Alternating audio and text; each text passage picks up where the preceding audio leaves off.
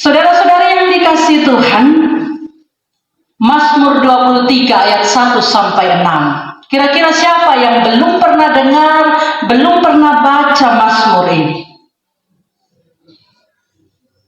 Saya yakin hampir tidak ada. Kalau ada yang jawab belum pernah baca dan belum pernah dengar, itu saya pendeta, itu mungkin satu orang yang malas baca Alkitab. Kalau disuruh memilih nats favorit kita mau pilih mana dari bagian Alkitab? Pasti banyak yang akan memilih Mazmur 23 menjadi nats favorit untuknya. Ada banyak lagu yang juga diciptakan berdasarkan Mazmur ini. Nah, hari ini saya ambil bagian ini dalam persekutuan ibadah kita. Kita ingin melihat apakah sewaktu kita membaca Mazmur 23 ini, kita bisa menemukan diri kita sendiri ada dalam kesaksian Daud ini, dalam jiwa kesaksian Daud ini. Apakah kesaksian dari pemazmur ini juga betul-betul merupakan kesaksian diri pribadi kita masing-masing atau tidak? Saudara-saudari yang dikasihi Tuhan, ketika Daud menulis Mazmur 23, ini Daud mau menggambarkan tentang bagaimana dirinya, hidupnya dalam hubungannya dengan Tuhan. Daud menggambarkan betapa indahnya hidup dalam pemeliharaan Tuhan. Ketika Daud katakan, Tuhan gembalaku yang baik, bukan sekedar ungkapan, tetapi ungkapan ini berangkat dari pengalaman hidup Daud sendiri. Kita tahu Daud sejak kecil dia sudah menggembalakan kawanan domba milik ayahnya. Domba adalah binatang yang tidak dapat hidup lepas dari sang gembala. Dia tidak bisa dapat mencari makan dan minum sendiri. Tidak bisa melindungi dirinya sendiri dari serangan binatang buas. Karena itu Daud punya pemahaman yang benar dari pengalaman masa kecilnya. Dia punya pemahaman yang benar tentang tugas menjadi seorang gembala yang harus senantiasa setia menjaga domba-dombanya, memberikan apa yang dibutuhkan domba-dombanya, termasuk untuk hal pertumbuhan mereka, yaitu soal makanan, soal minuman. Selain itu juga Daud sudah punya banyak pengalaman iman bersama Tuhan. Tidak hanya dalam situasi yang mudah, yang menyenangkan, Tuhan ada di sana, Tuhan menuntun menyertai dia, tetapi juga dalam situasi yang sulit dan kelam. Kalau lembah kekelaman, dalam daerah pengembalaan itu dia menunjuk pada dataran yang rendah. Dia kaya dengan padang rumput dan air, tapi sekaligus juga merupakan tempat yang berbahaya. Karena di sana ada binatang buas yang mengintai dan siap menerkam kalau domba-domba tersebut tidak dilindungi. Di bagian lain dari Alkitab, lembah kekelaman disebut juga sebagai tempat yang penuh dengan lekak-lekuk, artinya tempatnya bergelombang, berbukit, tidak lurus melainkan berbelok-belok. Tempat yang kering dan gelap yang tidak dilintasi dan tidak didiami oleh manusia. Jadi lembah kekelaman itu kondisinya benar-benar menakutkan, sehingga disebut juga lembah bayang-bayang maut. Nah, pengalaman ditolong Tuhan ketika berada dalam kekelaman, itu di mana ada ancaman para musuh, berhadapan dengan Goliat, berada dalam pengejaran Raja Saul, berada dalam ancaman Absalom anaknya yang menginginkan tahta kerajaan ayahnya Daud, membuat Daud sungguh-sungguh menyadari bahwa Tuhan tidak pernah membiarkan berjuang sendiri. Ungkapan iman nampak dari ayat 1 sampai 6. Daud katakan bahwa bersama dengan sang gembala, yaitu Tuhan, ia merasa tidak pernah kekurangan. Sang gembala selalu membaringkannya di padang yang berumput hijau, membimbingnya ke air yang tenang, menuntunnya ke jalan yang benar. Sebagai gembala, Tuhan tahu betul apa yang dibutuhkan dombanya. Sebagai gembala, Tuhan sangat mengenal domba-dombanya. Dan Daud sudah mengalami itu. Situasi yang nyaman dan aman dia alami ketika ada dalam pemeliharaan sang gembala yang baik itu. Dan Daud terus menyatakan sebagai domba, dia selalu membutuhkan pertolongan Tuhan dalam menjalani hidupnya.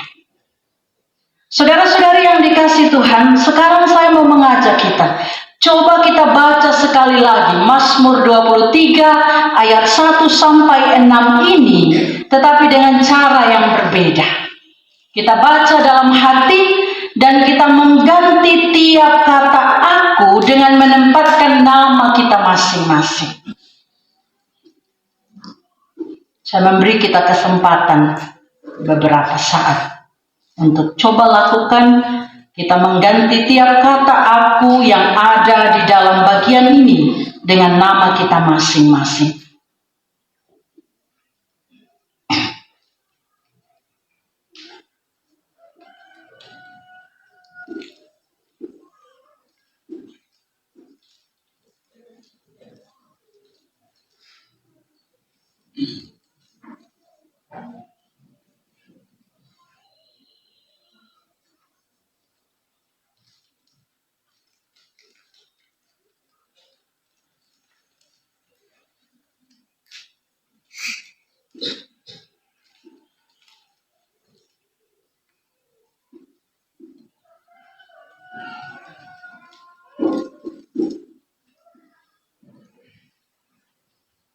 Pesan dan kesan apa yang kita dapatkan? Saudara-saudari yang dikasihi Tuhan, kita hidup di dunia sekarang ini seperti seseorang yang sedang melakukan perjalanan panjang untuk pulang. Kalau Tuhan adalah gembalaku, gembala kita, itu artinya Tuhanlah yang menjadi pandu, menjadi petunjuk jalan dalam perjalanan kita. Seharusnya begitu. Tapi pertanyaan pentingnya sekarang adalah, apakah kita yakin kalau Tuhan benar-benar yang menjadi gembala kita?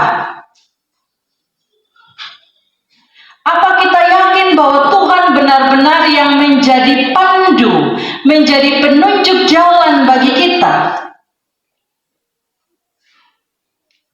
Karena kenyataannya banyak orang, termasuk kita orang Kristen, kita mau melakukan segala sesuatu dalam perjalanan kita ini dengan cara kita sendiri, dengan kehendak kita sendiri. Akibatnya apa? Perjalanan hidup kita rasanya makin berat. Kadang-kala kita sering nyasar, kita tersesat dalam perjalanan itu. Kenapa kita nyasar, kita tersesat? Karena kita punya banyak beban. Terlalu banyak beban yang mau kita bawa sendiri. Terlalu banyak beban yang mau kita pikul sendiri. Beban yang membuat kita melakukan segala sesuatu dalam perjalanan hidup kita ini dengan caraku, dengan kehendakku, dengan cara kita, dengan kehendak kita. Antara lain, beban keinginan. Kita manusia selalu tidak pernah merasa cukup. Kita selalu merasa tidak puas. Ada-ada saja yang mau kita kejar. Sudah dapat A, masih mau B. Sudah dapat B, masih mau C. Dapat 1, masih mau 2. Dapat 2, masih mau 4, dan seterusnya. Kita selalu merasa merasa tidak cukup, tidak puas. Karena apa? Karena kita selalu khawatir dalam hidup. Jadi selain beban keinginan, kita juga punya beban kekhawatiran. Harus semua itu lebih. Karena bukan hanya untuk saya, tapi untuk saya punya keluarga, untuk saya punya saudara yang di sana, dan seterusnya. Kita khawatir mau makan apa hari ini. Kita khawatir dibilang kuno, kita khawatir tidak dapat jodoh, kita khawatir dengan sakit penyakit, kita khawatir usaha kita gagal, kita khawatir dengan masa tua, kita khawatir dengan hidup kita, dan seterusnya. Semua hal bisa kita khawatirkan. Padahal kalau benar Tuhan gembala kita, kalau benar kita yakin bahwa Tuhan gembala kita, maka sebenarnya tidak perlu ada beban. Dalam arti beban boleh saja ada, tapi tidak boleh menjadi pengganggu, menjadi penghalang dalam hidup. Karena sebagai gembala, Tuhan tahu apa yang kita butuhkan. Tuhan tahu cara, Tuhan tahu jalan yang menuju pada rasa aman, segar, kenyang. Dan beban kita akan ringan karena Tuhan yang atur jalan hidup kita. Tuhan yang pandu kita.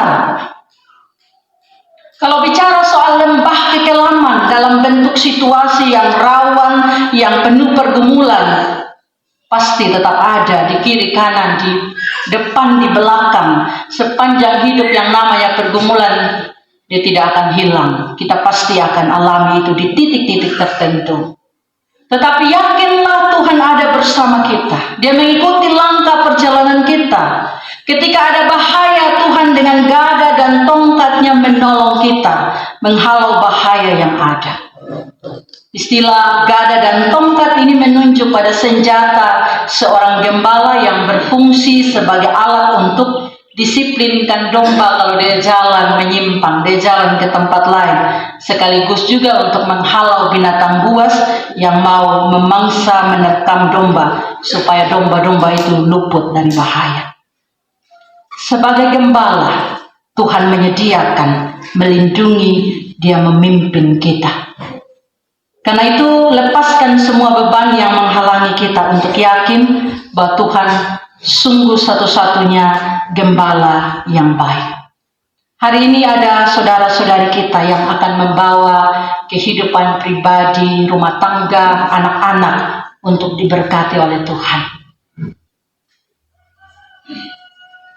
Kiranya dalam perjalanan hidup selanjutnya, dengan dasar firman Tuhan yang didengar, setiap hal yang menjadi akta iman yang terjadi hari ini benar-benar dihayati dan terus menjadikan Tuhan sebagai gembala yang baik dalam hidup pribadi, dalam rumah tangga, dalam berperan sebagai orang tua Kristen. Perjalanan hidup kita mungkin masih panjang. Saya bilang mungkin karena kita tidak tahu sampai kapan batasnya. Jangan jalan sendiri. Sebagai domba yang tidak bisa hidup tanpa gembala, kiranya kita juga ada dalam kesadaran, kalau tanpa Tuhan, kita tidak akan dapat menjalani kehidupan ini dengan aman dan selamat. Firman Tuhan hari ini kiranya memberkati kita sekalian. Amin.